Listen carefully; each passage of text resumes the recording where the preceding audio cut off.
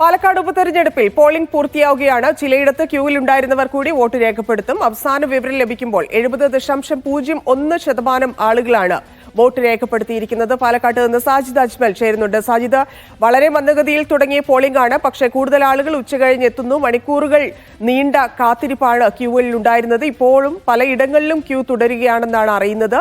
അവസാനം വരുന്ന കണക്കുകൾ എങ്ങനെയൊക്കെയാണ്?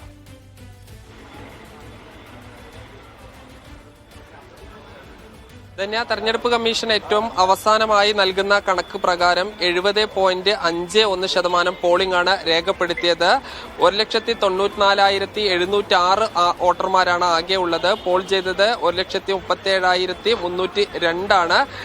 എന്നാൽ ഇപ്പോഴും ചില ബൂത്തുകളിൽ ഈ വോട്ടർമാരുടെ ക്യൂ ഉണ്ട്. ഇതുകൂടി കഴിഞ്ഞാൽ മാത്രമേ ഒരു മുഴുവൻ കണക്ക് വരികയുള്ളൂ. ഇപ്പോൾ അവസാനം, അതായത് 7 മണിവരെയുള്ള കണക്കാണ് പുറത്ത് വിട്ടിരിക്കുന്നത്. ഇനി ഏറ്റവും അവസാന കണക്ക് വരുമ്പോൾ ഈ ശതമാനത്തിൽ ചെറിയ മാറ്റം ഉണ്ടാവാനുള്ള സാധ്യതയുണ്ട്. ഇപ്പോൾ ഏറ്റവും അവസാനം നൽകുന്ന വിവരം അനുസരിച്ച് മുഴുവൻ ബൂത്തുകളിലും പോളിംഗ് അവസാനിച്ചിരിക്കുന്നു. പക്ഷേ അതിന്റെ ശതമാനത്തിൽ ചില വ്യത്യാസങ്ങൾ ഉണ്ടാവും. ഞാൻ ഉള്ളത് UDFന്റെ തെരഞ്ഞെടുപ്പ് കമ്മിറ്റി ഓഫീസിലാണ്. തെരഞ്ഞെടുപ്പ് കമ്മിറ്റിയുടെ ചെയർമാൻ കൂടിയായ VK ശ്രീകണ്ഠൻ MP ഉണ്ട്. ഇപ്പൊ പോളിംഗ് ഏതാണ്ട് പൂർത്തിയായിരിക്കുന്നു. എന്താണ് ഒരു പ്രതീക്ഷ? പൂർത്തിയായിട്ടില്ല. സമയം 6 മണി കഴിഞ്ഞ് ക്ലോസ് ചെയ്തു. PR-ന്റെ അവസാനം എല്ലാം കഴിഞ്ഞിരിക്കുന്നു. അത് കണക്ക് കൂട്ടാണ്ട് അല്ല, ഇപ്പോഴും എൻ്റെ അറിവ് ഇപ്പോൾ 10 മിനിറ്റ് മുമ്പ് കിട്ടിയത് 17 ബൂത്തുകളിൽ ക്യൂ ഉണ്ടെന്നാണ്. ഇപ്പോൾ കഴിഞ്ഞൊന്നും അറിയില്ല. എന്തായാലും ഒരു കാര്യം, കഴിഞ്ഞ തവണത്തെ അത്ര പോളിംഗ് ശതമാനം ഉണ്ടാകുമെന്ന് തന്നെയാണ് ഞങ്ങൾ പ്രതീക്ഷിക്കുന്നത്. എന്തായാലും നല്ല ഭൂരിപക്ഷത്തിൽ UDF വിജയിക്കും. കാരണം ഞാൻ ഏകദേശം 90ഓളം ബൂത്തുകളിൽ നേരിട്ട് പോയ ആളാണ്. അവിടെയൊക്കെ കഴിഞ്ഞ തവണത്തെ അതേ തലത്തിലുള്ള ഒരു പോളിംഗ് ശതമാനം വന്നിട്ടുണ്ട്. ഉച്ചയ്ക്ക് തന്നെ വന്നിട്ടുണ്ട്. സ്വാഭാവികമായിട്ടും UDF കേന്ദ്രങ്ങൾ നല്ല ഉണർന്ന് പ്രവർത്തിച്ചിട്ടുണ്ട്. അതിൻ്റെ റിസൾട്ട് ഈ തെരഞ്ഞെടുപ്പിൽ ഉണ്ടാകും. നല്ല ഭൂരിപക്ഷം തന്നെ UDF വിജയിക്കും. അന്തിമമായ കണക്ക് വരട്ടെ. ഞാൻ പ്രതീക്ഷിക്കുന്നത് 72%-ലും തൊട്ട് മുകളിലാണ് നമുക്ക് പോളിംഗ് ശതമാനം ഉണ്ടാകുന്നത്. അങ്ങനെയാണെങ്കിൽ ചുരുങ്ങിയത് 12,000 തൊട്ട് 15,000 വോട്ടിൻ്റെ ഭൂരിപക്ഷത്തിന് ജയിക്കും. 12 to 15 നിങ്ങൾ പ്രതീക്ഷിക്കുന്നത്? അതെ, 72% കടന്നാൽ തീർച്ചയായിട്ടും നമ്മൾ പ്രതീക്ഷിക്കുന്ന ഭൂരിപക്ഷം 12,000-നും 15,000-നും ഇടയിലാണ്. പോളിംഗ് കൂടിയാൽ അത് UDFന് ഗുണകരമാകും. പോളിംഗ് കൂടിയാൽ മാത്രമല്ല, UDFന്റെ കേന്ദ്രങ്ങളാണ് ഏറ്റവും നന്നായി ഉണർന്ന് പ്രവർത്തിച്ചിട്ടുള്ളത്. UDF കേന്ദ്രങ്ങളിലാണെന്ന അന്തിമമായ പരിശോധന ഇനിയും കൂടുകയാണെങ്കിൽ നടത്തേണ്ടി വരും. ഈ ചെറിയ പ്രശ്നങ്ങളൊക്കെ ഉണ്ടായിരുന്നു. രാഹുലിനെ തടയുന്ന ഒരു സാഹചര്യം അടക്കം ഉണ്ടായിരുന്നു. പിന്നെ ഈ BJP പ്രസിഡന്റ് അദ്ദേഹം വോട്ട് ചെയ്തിട്ടില്ല. അപ്പോൾ വലിയൊരു സംഘർഷത്തിലേക്ക് പോയിട്ടില്ലെങ്കിൽ ഈ പ്രശ്നങ്ങൾ അല്ല, സംഘർഷം ഈ തെരഞ്ഞെടുപ്പിൽ എവിടെ ഉണ്ടായിട്ടില്ല. അതിലേറ്റവും കൂടുതൽ മാന്യത കാണിച്ചത് UDF ആണ്. ഞങ്ങൾക്ക് ഒരുപാട് അഭിപ്രായ വ്യത്യാസങ്ങളുണ്ട്. പക്ഷെ ഞങ്ങൾ ജനാധിപത്യ മര്യാദ ലംഘിക്കാതെ 100% പ്രവർത്തിച്ചിട്ടുണ്ട്. അതുപോലെ തന്നെ നിയമവും ചട്ടവും പാലിച്ചിട്ടുണ്ട്. ഒരു നിയമവിരുദ്ധ സാജിദ്, അദ്ദേഹം പറയുന്നത് പോലെ ഈ പോളിംഗ് ശതമാനത്തിൽ ഇനി എത്ര വർധന ഉണ്ടാകും എന്നുള്ളത് നമ്മൾ കണ്ടറിയണം. വരും മണിക്കൂറുകൾ തന്നെ കൃത്യമായിട്ടുള്ള ഔദ്യോഗികമായിട്ടുള്ള കണക്ക് പുറത്തു വരും. എന്നാലും പല സ്ഥലങ്ങളിലും നേരത്തെ അദ്ദേഹം പറഞ്ഞതുപോലെ 10-ലധികം ബൂത്തുകളിൽ ഇപ്പോഴും ക്യൂ തുടരുന്നുണ്ട് എന്നുള്ളതാണ്. 6 മണിക്ക് ശേഷം എത്തിയവരെ ആരെയും കയറ്റിയിട്ടില്ല. അതിനു മുമ്പുള്ള ആളുകളുടെ ക്യൂ ആണ് ഇപ്പോഴും തുടരുന്നത്. രാവിലെ മുതൽ തന്നെ ഇത്തരത്തിലുള്ള ഒരു മന്ദഗതി വോട്ടിങ്ങിന്റെ കാര്യത്തിൽ ഉണ്ടായിരുന്നു. ആ കണക്കുകൾ കൂടി, അതായത് ഇപ്പോൾ ഉള്ള ആളുകൾ കൂടി വോട്ട് ചെയ്തു വന്നാൽ പോലും അത് എത്ര ശതമാനത്തിലേക്ക് എത്തും എന്നുള്ളതിലാണ്. പക്ഷേ ഇപ്പോൾ ഇതുവരെ പോൾ ചെയ്തിരിക്കുന്നത് 70% പുറത്ത് എന്ന് പറയുമ്പോൾ അത് ആർക്ക് അനുകൂലമായിരിക്കും എന്നൊക്കെയുള്ള കാര്യങ്ങളിൽ വലിയ ചർച്ചകൾ ഓരോ കേന്ദ്രങ്ങളിലും, ഓരോ മുന്നണികളുടെ കേന്ദ്രങ്ങളിലും നടക്കുകയായിരിക്കും സ്വാഭാവികമായിട്ടും. ആ സമയം തന്നെ നമുക്ക് പരിശോധിക്കാം പാലക്കാടിന്റെ ഉപതെരഞ്ഞെടുപ്പിൽ ആളുകൾ എങ്ങനെ പ്രതികരിച്ചു എന്നുള്ളതിനെ കുറിച്ച്. പാലക്കാടിന്റെ ഉപതെരഞ്ഞെടുപ്പ് ചരിത്രം പരിശോധിക്കുകയാണെങ്കിൽ ആദ്യമായിട്ടാണ് പാലക്കാട് ഉപതെരഞ്ഞെടുപ്പ് നടക്കുന്നത്. അതായത് 57-ൽ ആദ്യത്തെ നിയമസഭാ തെരഞ്ഞെടുപ്പ് മുതൽ പാലക്കാട് പാലക്കാട് എന്ന മണ്ഡലമുണ്ട്.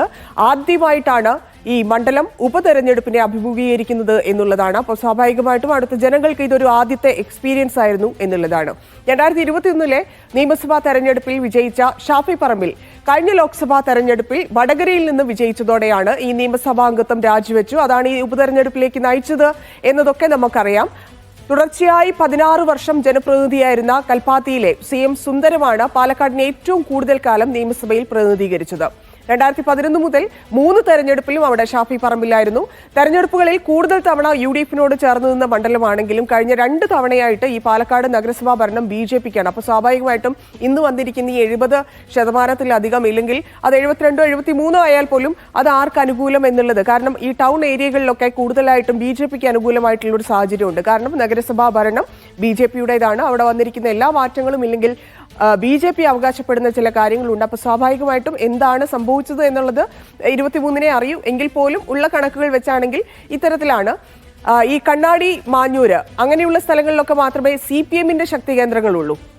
പിരായിൽ UDF-നാണ് മേൽക്കൈ. അങ്ങനെ ഓരോ സ്ഥലങ്ങളും പാലക്കാടിനെ സംബന്ധിച്ച മണ്ഡലത്തിന്റെ ഒരു സവിശേഷത കൂടിയാണ്. ഓരോ സ്ഥലങ്ങളിലും കൃത്യമായ ഭൂരിപക്ഷം ഓരോ പാർട്ടിക്ക്, ഓരോ മുന്നണിക്കുണ്ട് എന്നുള്ളതാണ്. അതിൽ കൂടുതൽ കഴിഞ്ഞ തവണ ഇല്ലെങ്കിൽ വർഷങ്ങളായിട്ടുണ്ടായിരുന്നത് UDF-നായിരുന്നു. പക്ഷേ അതിൽ BJP അവിടെ ഗ്രൗണ്ട് ലെവലിൽ വലിയ മാറ്റം ഉണ്ടാക്കിയെടുത്തിട്ടുണ്ട്. അത് ഇവിടെ പ്രതിഫലിക്കുമോ എന്നുള്ളതാണ്. പിന്നെ 2ാം സ്ഥാനത്തിന് വേണ്ടിയാണ് ഒരു മത്സരം എന്നൊക്കെ കോൺഗ്രസ് പറയുന്നുണ്ട്. അപ്പോൾ സ്വാഭാവികമായിട്ടും LDF-ന് ഇപ്പോൾ ഈ പ്രചാരണ സമയത്തൊക്കെ ഉണ്ടായിട്ടുള്ള ഒരു മേൽക്കൈയിൽ നിന്ന് അത് ഉണ്ടാക്കിയെടുക്കാൻ സാധിച്ചിട്ടുണ്ടോ എന്നുള്ളത് കൂടി അറിയേണ്ടതുണ്ട്. ഇപ്പോൾ വരുന്ന ഈ ഒരു റിസൾട്ട് ഔദ്യോഗികമല്ലെങ്കിൽ കൂടി ഇപ്പോൾ വന്നിരിക്കുന്ന ഈ 70%-ലധികം എന്നുള്ളൊരു കാര്യം, അതിലേക്കാണോ കാര്യങ്ങൾ എത്തിച്ചിരിക്കുന്നതെന്ന് അറിയാം. 3859 വോട്ടായിരുന്നു കഴിഞ്ഞ തവണ ഷാഫി പറമ്പിലിന് ഭൂരിപക്ഷം ഉണ്ടായിരുന്നത്. 2021-ലെ പോളിംഗ് ശതമാനം നമുക്കൊന്ന് പരിശോധിക്കാം. അന്ന് UDF-ന്റെ പ്രതിനിധിയായിട്ട് അന്ന് MLA ആയി തെരഞ്ഞെടുക്കപ്പെട്ടത് ഷാഫി പറമ്പിലായിരുന്നു. 54,079% ഇത്തവണ അവര് 70,000-ന്റെ പുറത്ത് എന്നൊക്കെയുള്ള വാദങ്ങൾ LDF നിരത്തുന്നുണ്ട്. പക്ഷെ അവിടെ കഴിഞ്ഞ തവണ ഷാഫി ജസ്റ്റ് കഷ്ടിച്ച് പാസ്സായി എന്നൊക്കെ പറയുന്നത് പോലെയുള്ള ഒരു ജയമായിരുന്നു ഉണ്ടായിരുന്നത്. നമുക്കറിയാം, മെട്രോമാൻ എന്ന് വിളിക്കുന്ന ഈ ശ്രീധരനായിരുന്നു അവിടെ സ്ഥാനാർത്ഥിയായി BJP-ക്ക് NDA-ക്ക് ഉണ്ടായിരുന്നത്. അപ്പം സ്വാഭാവികമായിട്ടും അവിടെ ഉണ്ടായിരുന്ന ഒരു വലിയ തരംഗത്തിന്റെ ഭാഗവും അങ്ങനെ ഒരു VIP അവിടെ മത്സരിക്കുന്നു എന്നുള്ളത് കൊണ്ടൊക്കെ ആയിരിക്കാം ഒരു പക്ഷേ NDA അത്രയും ലീഡ് ചെയ്തത്. 50,220 എന്നുള്ളൊരു സംഖ്യയിലായിരുന്നു. മൂന്നാമതെത്തിയ CP പ്രമോദ്, LDF-ന്റെ പ്രമോദ് 36,433 അന്ന് നേടിയിരുന്നുള്ളൂ. പക്ഷെ അതിൽ നിന്നൊക്കെ LDF-ന് ഒരു പക്ഷേ കയറാൻ സാധിച്ചേക്കാം ചില വിഷയങ്ങൾ കൊണ്ട്. പക്ഷെ അതിനേക്കാൾ കുറയാനുള്ള സാധ്യതയുമുണ്ട്. എങ്കിൽ പോലും ഈ വിഷയങ്ങൾ പ്രചാരണ സമയത്ത് നമ്മൾ കണ്ടതാണ്. പലതരത്തിലുള്ള സ്ഥാനാർത്ഥി നിർണയം മുതൽ അതിനുശേഷം വന്ന പെട്ടി വിവാദം, ഷാനിബിന്റെ കൂറുമാറ്റം, സരിൻ സ്ഥാനാർത്ഥിയെ കോൺഗ്രസ് വിട്ട് സ്ഥാനാർത്ഥിയെ LDF-ൽ പോകുന്നു. അങ്ങനെയുള്ള പല കാര്യങ്ങൾ. അവസാനം വന്നത് LDF-ന്റെ പത്രത്തിലെ പരസ്യമാണ്. അപ്പം അങ്ങനെയുള്ള പല കാര്യങ്ങളും ഈ തെരഞ്ഞെടുപ്പിനെ പാലക്കാട്ടുകാരെ സ്വാധീനിച്ചിട്ടുണ്ടാകാനുള്ളൊരു സാധ്യത അവിടെയുണ്ട്. പ്രധാനമായിട്ട് ഇപ്പം ഞാൻ പറഞ്ഞിരിക്കുന്ന കാര്യങ്ങളിൽ ഈ സ്ഥാനാർത്ഥി നിർണയത്തിലെ പ്രശ്നമായിരുന്നു ഏറ്റവും വലുത്. അപ്പം കോൺഗ്രസിനുള്ളിൽ തന്നെ വലിയ ബുദ്ധിമുട്ടുണ്ടാക്കിയ K മുരളീധരനെ പോലെ ഒരാളെ പ്രതീക്ഷിച്ചിരുന്നു. ഇല്ലെങ്കിൽ അത്തരത്തിൽ സീനിയർ ലീഡേഴ്സിന്റെ ഇടയിൽ പോലും അഭിപ്രായ വ്യത്യാസം ഉണ്ടാക്കിയ ഒരു തെരഞ്ഞെടുപ്പായിരുന്നു. പിന്നീട് അത് ഹൈക്കമാൻഡ് പറയുന്നത് ഞങ്ങൾ കേൾക്കൂ എന്നൊക്കെ പറഞ്ഞുകൊണ്ട് ന്യായീകരിക്കാൻ ശ്രമിച്ചു. എങ്കിൽ പോലും കോൺഗ്രസിന് അത് വലിയ ബുദ്ധിമുട്ടുണ്ടാക്കിയിരുന്നു. BJP-യിലാണെങ്കിലും അത്തരത്തിൽ പ്രശ്നമുണ്ടായിരുന്നു. ശോഭ സുരേന്ദ്രന് വേണ്ടിയൊക്കെ ഒരുപാട് പേർ അവിടെ പോസ്റ്റർ കത്തിക്കലും വലിയ രീതിയിൽ പ്രതിഷേധം അറിയിക്കലും ഒക്കെ ഉണ്ടായിരുന്നു. പക്ഷെ അതെല്ലാം ആദ്യത്തെ ഒരു ഘട്ടം, ഇല്ലെങ്കിൽ ഒരു 2 ആഴ്ച കൊണ്ട് അതെല്ലാം അവസാനിച്ചു. പിന്നീട് പുതിയ പ്രശ്നങ്ങളായിരുന്നു പാലക്കാട് നമ്മൾ കണ്ടത്. ഈ അതൃപ്തർ എന്നുള്ളൊരു കാറ്റഗറി, അതായത് അത് വളരെ നിർണായകമാണ്. കാരണം ഈ അതൃപ്തരാണ് കൂടുതൽ ഉണ്ടായിരുന്നത്. അങ്ങോട്ടും ഇങ്ങോട്ടും ഒരു ചാടലൊക്കെ നടത്തി 2 മുന്നണികളിലെ ആളുകൾ അങ്ങോട്ടും ഇങ്ങോട്ടും ചാടി. LDF-ൽ നിന്ന് മാത്രമേ ആരും പോകാത്തതായിട്ടുള്ളൂ നിലവിൽ. അപ്പം അത്തരത്തിലുള്ള ഒരു ചാഞ്ചാട്ടം നടന്ന, ഇല്ലെങ്കിൽ സ്ഥാനാർത്ഥിയായി പോലും കോൺഗ്രസിൽ നിന്ന് വന്ന ആളെ തീരുമാനിച്ചത് ഒക്കെ എത്രത്തോളം അതൃപ്തി ഉണ്ടാക്കിയിട്ടുണ്ട് പാർട്ടിക്കുള്ളിൽ. ഇപ്പം LDF-ലാണെങ്കിലും UDF-ലാണെങ്കിലും UDF-ലൊക്കെ സ്വാഭാവികമായിട്ടും ഒരു സംഘപരിവാറുകാരനെ പാർട്ടിയിലേക്ക്, കോൺഗ്രസിലേക്ക് സ്വീകരിച്ചതൊക്കെ, അതും തെരഞ്ഞെടുപ്പ് നടക്കാനിരിക്കുന്നതിന്റെ 3 അത് വലിയ രീതിയിൽ അത് ആഘോഷിക്കപ്പെട്ടു. അതിനെ മറ്റൊരു തരത്തിലൊക്കെയാണ് സംസാരിച്ചുകൊണ്ടിരിക്കുന്നത്. എങ്കിൽ പോലും അതൊരു അബദ്ധമായി മാറിയോ, ഇല്ലെങ്കിൽ അത് എത്രത്തോളം ബാധിക്കും എന്നതൊക്കെ പാലക്കാട്ടുകാരെ സംബന്ധിച്ച് അവർ ചർച്ച ചെയ്യാൻ സാധ്യതയുള്ള ഒരു കാര്യമാണ്. അത് സ്വാഭാവികമായിട്ടും വോട്ടായി പെട്ടിയിൽ വീണിട്ടുണ്ടായിരിക്കും എന്നുള്ളതാണ്. മറ്റൊന്ന് വികസനമാണ്.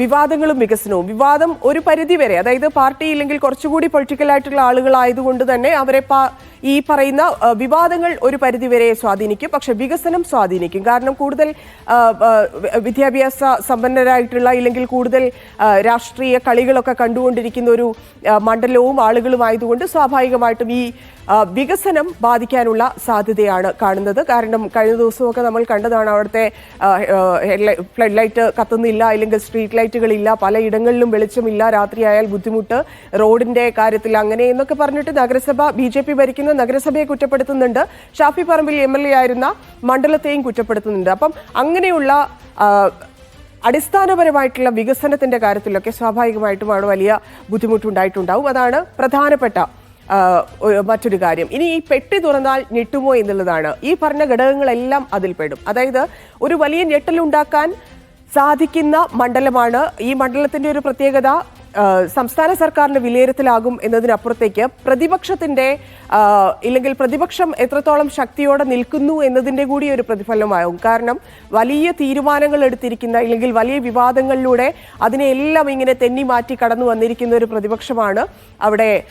കഴിഞ്ഞ തവണ അത് സിറ്റിംഗ് സീറ്റാണ് എന്നുള്ളത് മറ്റൊരു കാര്യം. അത് നഷ്ടപ്പെടുക എന്ന് പറഞ്ഞിട്ടുണ്ടെങ്കിൽ പ്രതിപക്ഷത്തിനെ സംബന്ധിച്ച് വലിയ ആഘാതം ഉണ്ടാക്കുന്ന കാര്യമാണ്. അപ്പം അത് നിലനിർത്തുക എന്നുള്ളത് സർക്കാർ ഈ LDF-നേക്കാൾ UDF-ന് സീറ്റ് നിലനിർത്തുക എന്നുള്ളതിനാണ് കുറച്ചുകൂടി പ്രാധാന്യം കൂടുതൽ. മറ്റൊന്ന് BJP അവിടെ വളർന്നു വികസിച്ചു എന്നൊക്കെ പറയുന്നുണ്ടെങ്കിലും അതൊരു വാദം മാത്രമായി നിലനിർത്താതെ ആ സീറ്റ് പിടിക്കുക എന്നുള്ളത് BJP-യെ സംബന്ധിച്ചും വലിയ ചലഞ്ചിങ് ആയിട്ടുള്ള ഒരു കാര്യമായിരുന്നു. ഈ പ്രചാരണത്തിന്റെ സമയങ്ങളിലൊക്കെ നമ്മൾ അത് കണ്ടതുമാണ്.